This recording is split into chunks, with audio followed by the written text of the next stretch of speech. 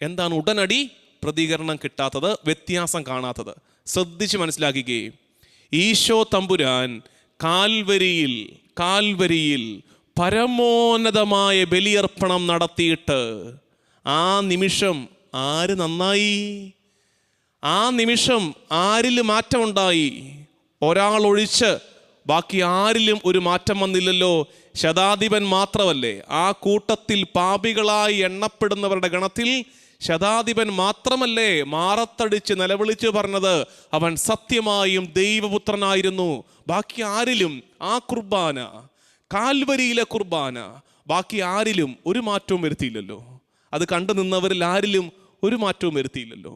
ഉടനടി മാറ്റം വരുമെന്ന് വിചാരിക്കരുത്. ദൈവത്തിന് ഉചിതമായ സമയത്ത് നീ അർപ്പിച്ച കുർബാനയുടെ വ്യത്യാസം